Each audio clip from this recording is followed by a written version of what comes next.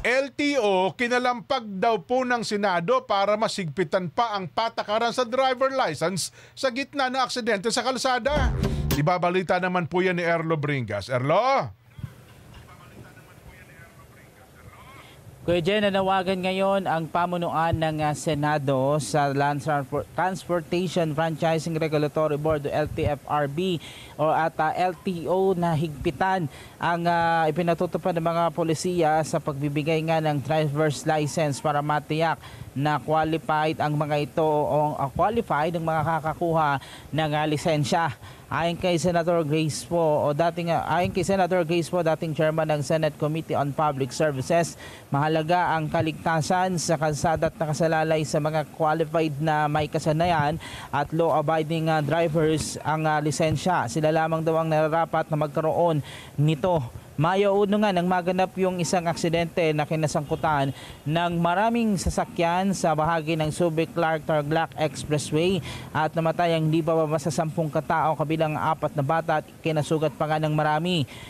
Nang maisabatas ang panukalang isinulong na nagpapalawig ng validity ng driver's license mula 5 taon hanggang 10 taon sa pamamagitan ng Republic Act No. 10930. Sinabi ng senador na ito ay para sa mga driver na inuuna ang kaligtasan sa kalsada.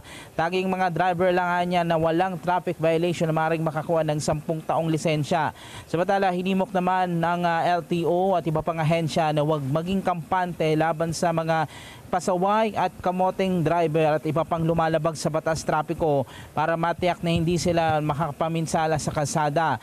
Dapat maparusahan niya ang mga lumalabag at gantimpalaan naman ang mga driver na may malinis na record. Sabi pa ng ang DOTR at LTO ay sinisilip na yung kasalukuyang polisiya sa pag-release ng lisensya sa mga qualified driver. At ayon naman sa Land Transportation Office, possible ay maamyendahan yung batas sa pagre-release ng driver's license para nang sa ganun ay mas mahigpitan pa at masala maigi yung mga kwalipikado lamang na driver na magkaroon ng lisensya. At muli ring nanawagan ang LTO at DOTR na ang pagkakaroon ng lisensya ay isang pribilehyo lamang, kung kaya't dapat ingatan nito at dapat may kargado ding responsibilidad ang may hawak ng lisensya.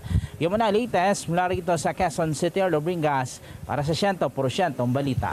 Maraming salamat. Wala nang magagawa yan dyan eh. Ha? Ang alin? Yung hihigpitan yung lisensya. Ayun naman. Kasi ang hihigpitan mo ng lisensya dyan, yung mga kukuha pa lang ng bago. Yun. Kasi Bago. mayroon sila hawak na nila eh. Lahat tayo may lisensya na eh. At lahat ng mga nagdadrive ngayon, siguro ang kailangan dito, driver's education dyan. Yeah.